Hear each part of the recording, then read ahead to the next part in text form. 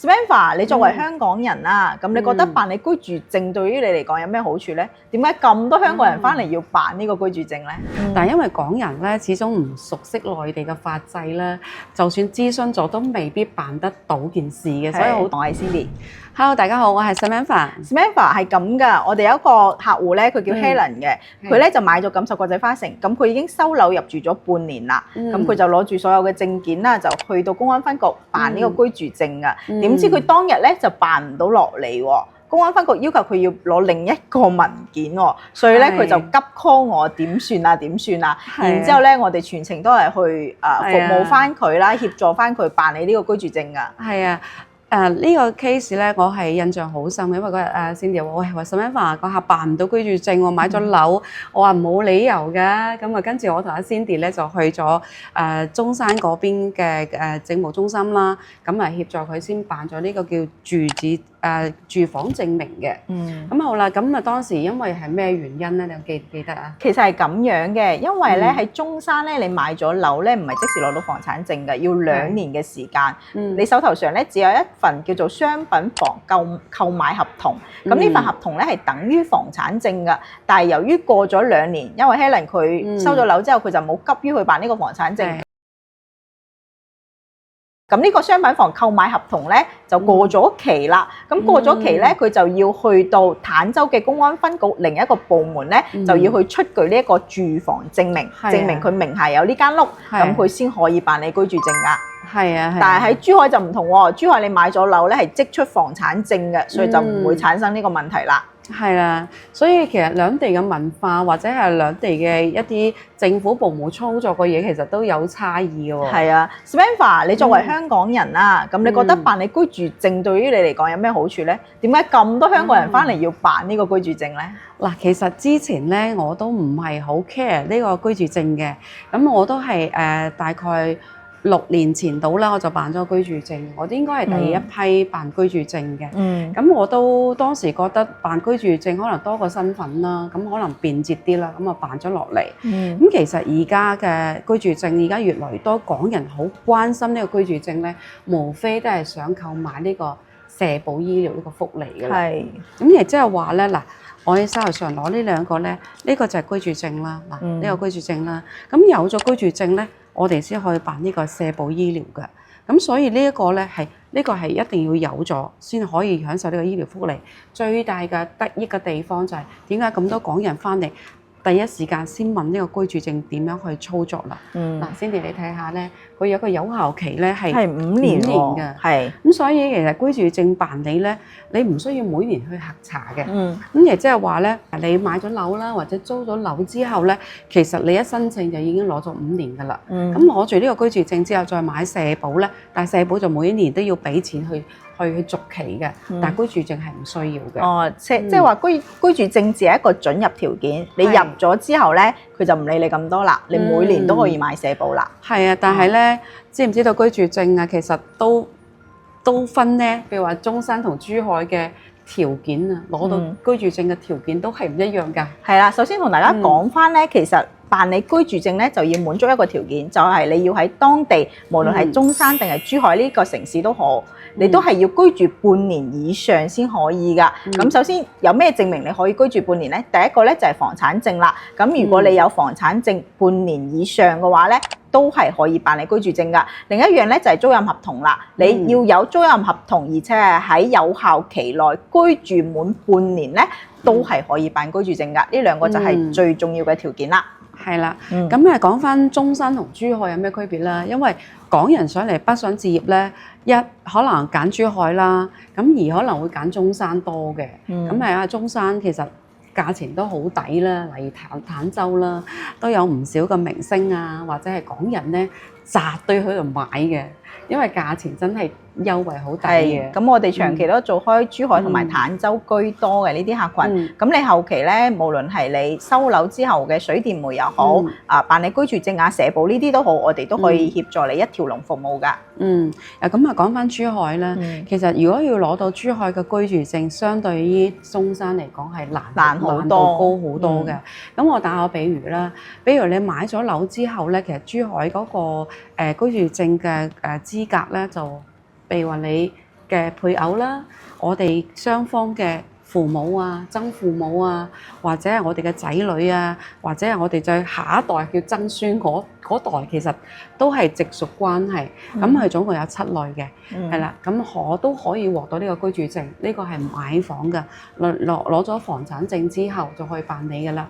咁咧另外一種咧就要租賃嘅，咁租賃咧就會相對比較難度高啦。咁就可能仲有貨翻你自己嘅親屬啦，咁提供到呢個關係證明呢啲啦。咁啱先買房都一樣嘅，要提供到呢個關係證明，即係你證明文件嘅。譬如子女出生證咧，佢有父母嘅，係嘛？咁你爸爸媽媽同你之間都有一個出生證嘅證明啦，就可以睇到你同父母之間一個關係嘅。係啦，相對嚟講，珠海會難好多嘅。而中山咧，當日我哋去打電話去諮詢，佢點講啊？只要你有一個房產證，你可以俾任何人用呢個房產證，都係可以辦到居住證落嚟㗎。咁當然啦，你要去到公安分局嗰度寫一份叫做借住證明。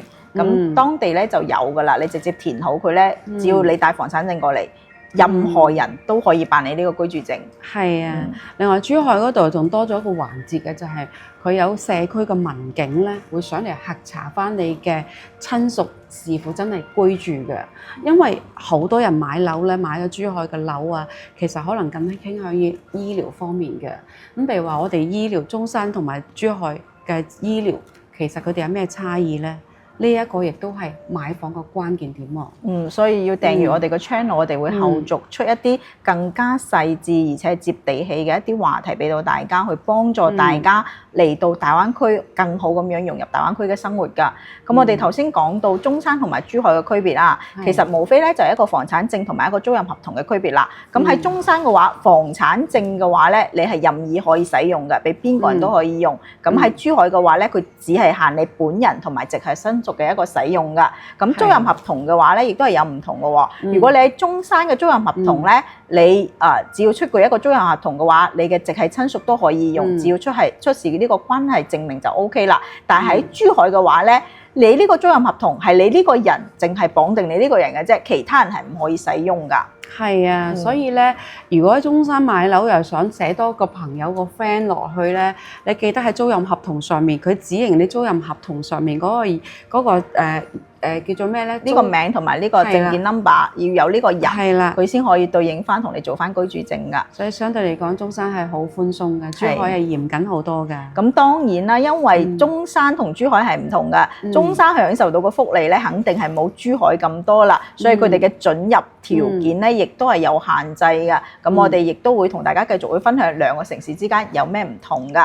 咁我哋而家再講翻啦，辦理一個流程啦。其實辦理嘅話咧，無非咧你就帶齊你嘅身份證、回鄉證，或者係你嘅房產證，或者係租賃合同啦，再加上去到現場影一個居住證回執嘅呢個相，影完相之後咧，你攞齊呢啲證件咧，就可以辦居住證㗎啦。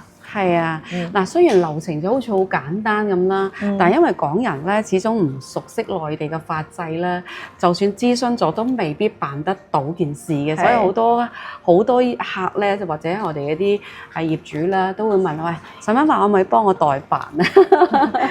咁如果喺我哋呢度買樓嘅咧，我哋會全程辦理㗎。咁當然啦，冇同我哋買樓嘅朋友咧，你可以諮詢我哋，我哋都會協助你辦理呢件事嘅。係啦，其實辦居住證咧，補充一點啦，就係話我哋係可以協助客戶去獲得呢個居住證嘅資格。